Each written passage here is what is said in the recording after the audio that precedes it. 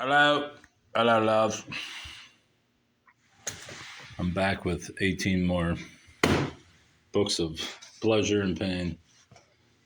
Culled from the thrift store at 50 cents a head. Let's get right into this bullshit. Karen. Is even gonna fucking.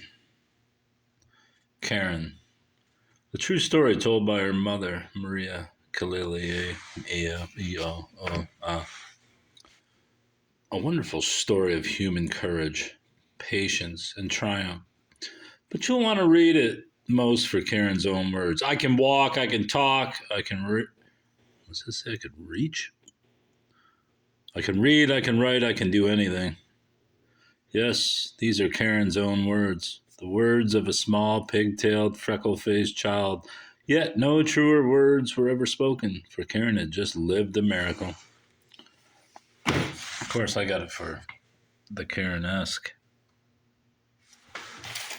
of the day. The Bunnies.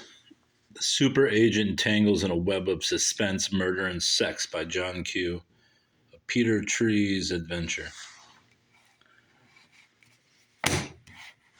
Peter Trees is like a missile with a brilliant, polished surface. When he explodes, oh, here we go with the euphemisms, nations and women tremble. Within him lies the bold, unabandoned recklessness of a man born to adventure and passion, with the entire world as his itchy fingertips. Man about the world, former Navy pilot and action writer, par excellence, John Q. Let's see what some of this bullshit entails. You're the confident colonel? Yes, that confident. You're that confident, Colonel? Yes, that confident. Let's proceed to the more. I ain't reading this bullshit. Yeah.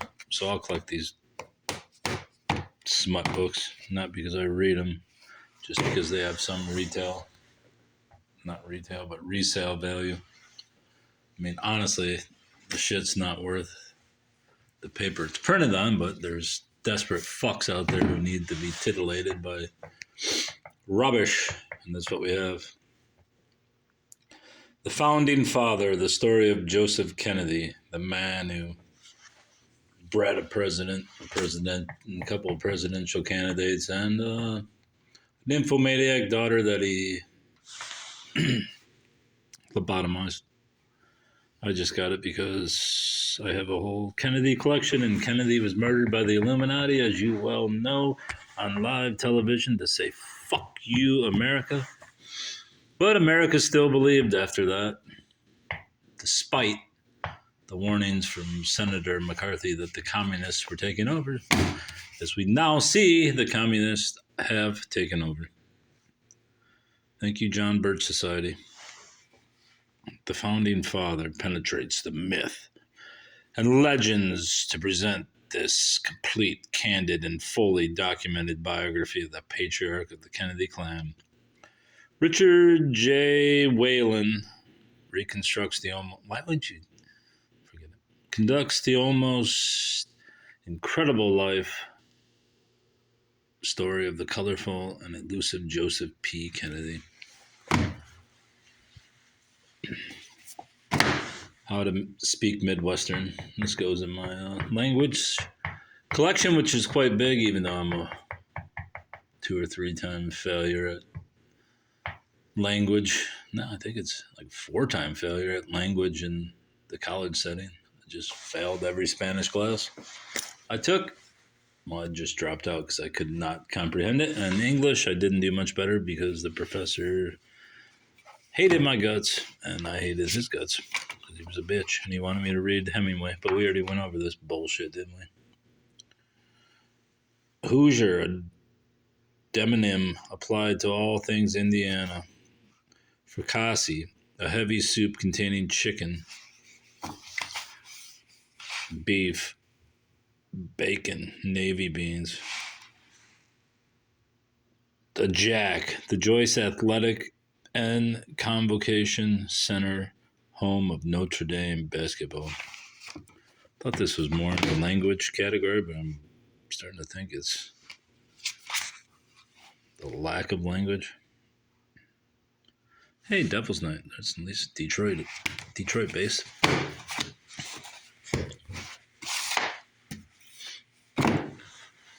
Steam Detectives. V's graphic novel by Kia Asamiya. I got these because I figured my child not only likes anime, but is an anime artist, would like them, but I got deadpan reaction.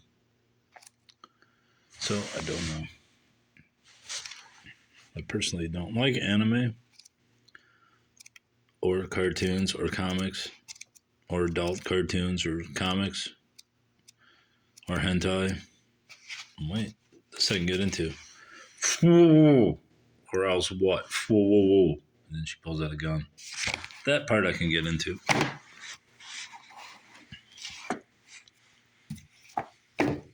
Peach Girl, Chains of Heart, Volume 2, Niwa Ueda. Like I said, I don't understand this shit.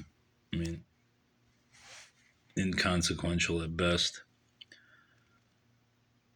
Don't understand the medium.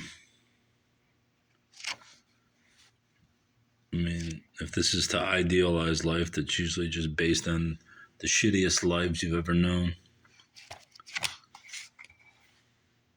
But, I mean, she does have a peach face. You can give her that much. Bony little shoulders, but she's got a peach face. Oh, no. Peach Girl, number 4, Change of Heart. There he is again. I'm gonna make you face me. Oh, no. I'm not letting you get away. What's that say? But things will get complicated. I really appreciate you saying that to me. Oh, they're smooching. See, that's the weird shit to me. People get wrapped up in the emotions of a fucking cartoon. I mean, most people are cartoon-esque. But goddamn. Nice guy came along. Cheeky Angel. Spike-haired motherfucker. Cheeky Angel. All Megami ever wanted was to be the manliest man on earth. Thanks to a wish-granting genie. All right. The View from the Cheap Seats by Neil Gaiman. Selected nonfiction. I thought it was actually a biography. Don't like his kind of fiction. Don't particularly like any kind of fiction. And this is not fiction, so perhaps I would like it. But I collect his books because I know he has value.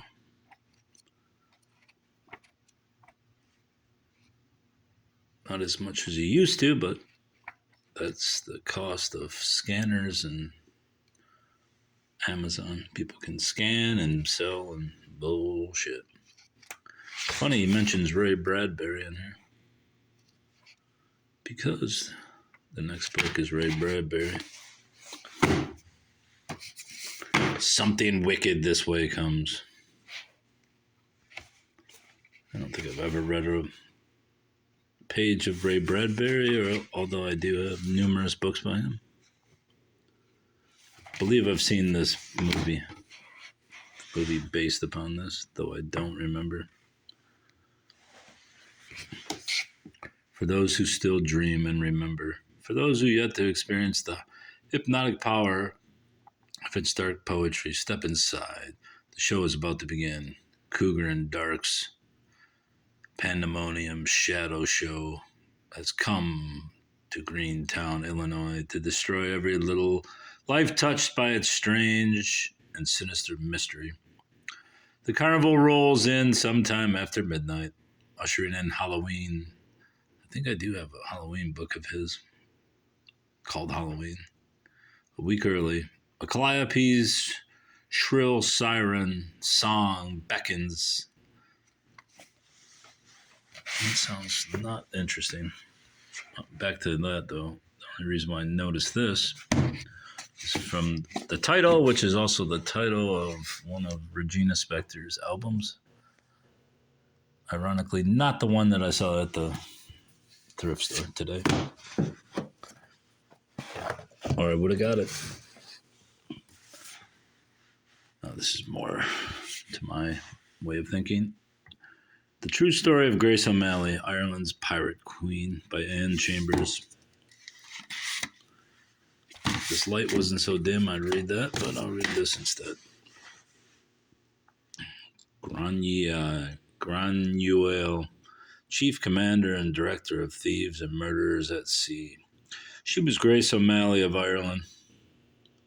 Known as the Pirate Queen, she commanded the fierce loyalty of her followers and a fleet of ships that brought terror to her enemies. In the 16th century, only one woman surpassed her in power and fame. That woman was Elizabeth of England. Both women had fought the laws of the day and the treachery of their rivals. To become unquestioned leaders, both were accused by men of having usurped the traditional male role. It was inevitable that someday these two queens would meet. Oh no. Lesbians? That meeting, with its surprising outcome, is the climax of the magnificent biography of one of history's most remarkable figures. Yet, until this book was written, history had largely ignored Grace O'Malley. While Elizabeth gave her name to an era, Granuaile, lived on only in legend and folklore. Now she has been restored to her rightful place as a key character in the Chronicle of Ireland. Never heard of her. And then here's somebody most of you probably wish you never heard of. Tucker Carlson, The Long Slide, 30 years in American journalism. Which probably hurts some people's feelings because even if you don't like Tucker Carlson, which I do, if I had a TV, I'd probably be watching him right now, but I don't. At least an inoperable TV.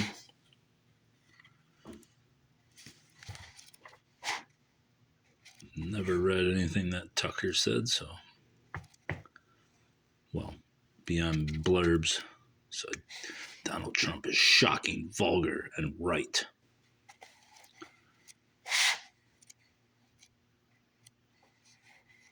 Derek Richardson, where are you? Oh, so this is basically just articles he's written in his 30 years of journalism. Kind of makes sense. Devil May Care Talk Magazine, September 1999.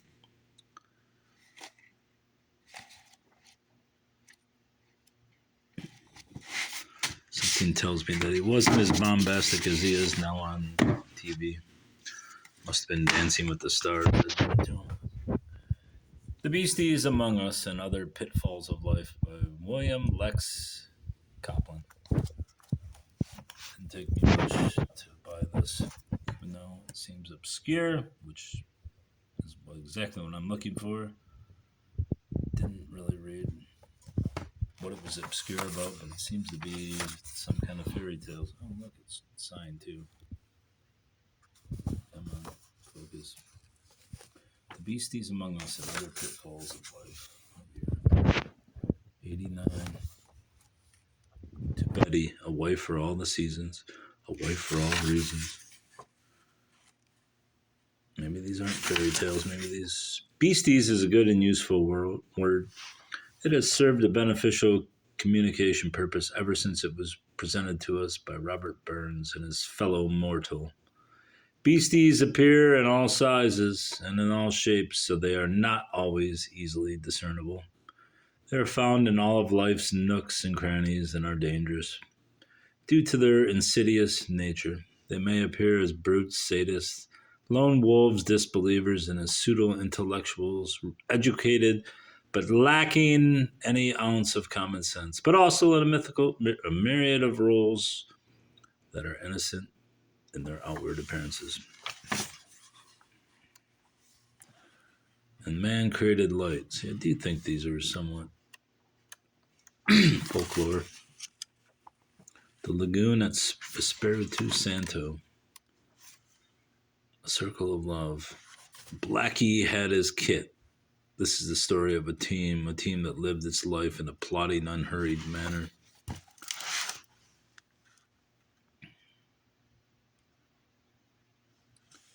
In the Merchant Marines. The Beasties Among Us is Copland's first book. In it, he succeeds in vividly recalling some of the romance, spirit of adventures, and then heightened perception of those on the edge of danger. I bought it because there's a lyric in a T-Rex song. What the hell's that song called? Oregon Blues, about the feasties and the beasties.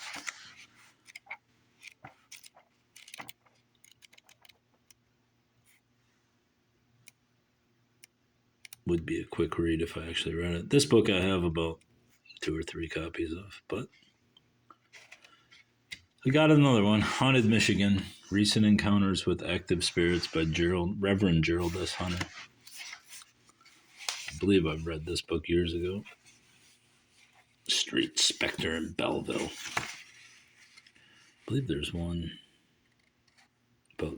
Oh, wait, be careful what you play with, Wayne, which is where I live. I will have to read that one.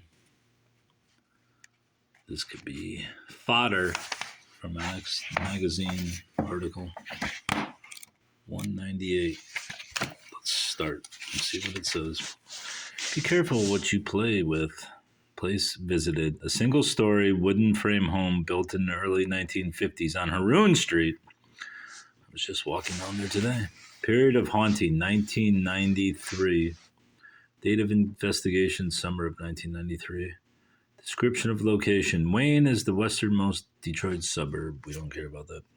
The haunt meter, a 5. I don't know how high it goes, but I'd assume 5 is pretty high. And I assume these names are not actual names. Riley Bennett, no, not his real name. There you go. Purchased the house on Haroon Street not long after returning home from World War II. He and his wife, Nancy, now deceased, raised 2 children there and discovered nothing but happiness during their life together in this house. I'm going to have to frickin' read this.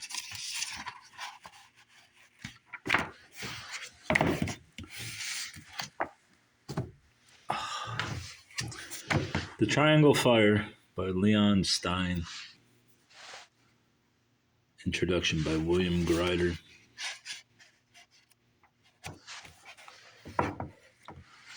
Saw this picture and that's basically all I needed. For some reason I saw the triangle tragedy and I thought it might be like a lesbian thing where one of their vaginas exploded or something, but it seems to be something about labor. I don't mean childbirth. Leon Stein's gripping narrative of the triangle tragedy is one of the classics of American history. And William Grider has added an introduction that bluntly, eloquently describes how little conditions have changed for sweatshop workers the world over. As the grandson of a one-time triangle seamstress, I salute the reissue of a book that anyone who cares about labor, past or present, should read. I don't know what it's about, but it's worth about $10, so I bought it. Dog songs, Mary Oliver, poems. Back in the day, I knew this lady. This older lady was about 30 years older than me. I used to play Scrabble with her. I met her in a college course for poetry, and she happened to be editor of the magazine, literary magazine, of which I won some contest, and I heard her in class speaking of this person repeatedly who had won. And one day I just went over there and spoke to her, and then we became bros. And we played Scrabble, and she loved Mary Oliver. And And then Mary Oliver never did jack shit for my soul. And I will explain why by reading Every Dog's Story. I have a bed, my very own. It's just my size. And sometimes I like to sleep alone with dreams inside my eyes. But sometimes dreams are dark and wild and creepy. And I wake and I am afraid, though I don't know why. But I'm no longer sleepy, and too slowly the hours go by. So I climb on the bed where the light of the noon is shining on your face. And I know it will be morning soon. Everybody needs a safe place. Oh, do we? So, Mary's poems suck, but the odd thing about her is her books seem to somehow retain decent value, and that one's probably worth 10 to 15, and I will sell it because that is absolute rubbish. Alcatraz by David Ward and Jean Cassabaum. Ward captures the Alcatraz experience with the accuracy of someone who has practically been there. I do have a collection of prison books and capital punishment. Oh, what's this? Oh, Holiday Nurse. I'll get to that later. So this is obviously going to be stories about Alcatraz prison. As I said, I have a few books about prisons. My father worked at a prison.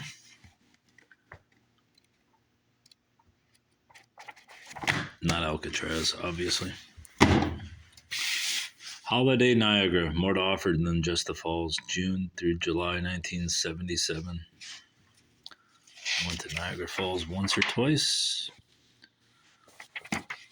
The first time I went there, my father crossed the border from Canada. Since we live in Detroit, the shortcut is through Canada to get to Niagara Falls. I believe we just literally drove to Niagara. No, that's right. We went to Toronto. Not Toronto, but Montreal. I wanted to go see Montreal.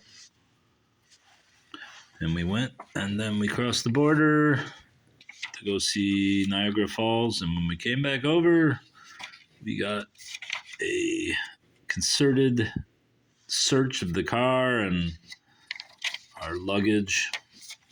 Mine with shit-stained underwear because I was like 10 or 11. But yeah, since we had crossed so quickly into Niagara Falls and then left, we were pulled over by the Canadian Border Patrol and they searched us and kept us in a room for seemed like a half hour to an hour, and then they let us go. I'm sure my father tried to explain that he was a corrections officer, but they did not give a fuck. We were searched. Erotic. You really want to put that in a goddamn brochure or booklet about Niagara Falls. Ontario's naughty store for sexy people. How fucking degraded do you have to be? Criminals Hall of Fame Wax Museum. Alright, our last book. The Secret Life of Laszlo, Count Dracula, by Roderick Anscombe. In his mesmerizing fictional debut, psychiatrist Roderick Anscombe takes readers into the fevered mind of Count Dracula, the man, aristocrat, doctor, and helpless killer of young women. There are no vampires in this stunningly erotic reinvention of the classic myth. Only tormented beings. Come on, fucker. Get out of portrait. Oh, I see. You're seeing that book, aren't you, buddy? You're pretty smart. Tortured by his own perverse desires. the distinguished Dr. Dracula is drawn to possess and destroy young women. First in Paris, where he is studying with the renowned pioneer of hypnosis, Charcot, and then in the Hungarian countryside. As the Count takes over the deteriorating family estate. I don't know what this fucking font is, but it's horrendous. Even as he maintains the facade of the aristocratic life, Dracula is drawn inexorably into a world of violent emotion, bloodlust, and self-loathing. Swirling between the scientific fact and superstition of the day and propelled into the medical epidemic and politics of the Austro-Hungarian Empire, Dracula becomes a public saint and a private savage, and all the while a plausible and pitiable human being. Here is a novel not of the supernatural, but the all too human, a la Nietzsche. Not of a monster, but a man. The Secret Life of Laszlo, Count Dracula. What does that say? I cannot read that. What's that say? Bravura? It's a bravura? I don't know what that word is. Performance from a marvelous new writer. Let's see this guy. Vladimir Putin's brother. This guy's... I am the lover of a patient from a lunatic asylum. Yeah, that sounds like my life story. When I disappoint her, she slashes at her wrist with a scalpel. I've had that happen. Not with a scalpel, but she used a disposable razor. She seduced me with malice aforethought. I have no doubt. But I found my way to her. I brought myself to her, and all the time, I managed not to notice where I was going, what was my true destination. Yet my fault is worse than self-deception or foolishness, or even the damnation of syphilis. What? So this motherfucker got syphilis. Oh no. I want to bite your blood body, but I have a painful itch. Who the fuck even puts that in there? Or even the damnation of syphilis. It is that I do not fully regret what I have done. Other than the syphilis, you dumb fuck. There's a part of me which exults in my destruction. Give this guy a barcode and send him to the gulag.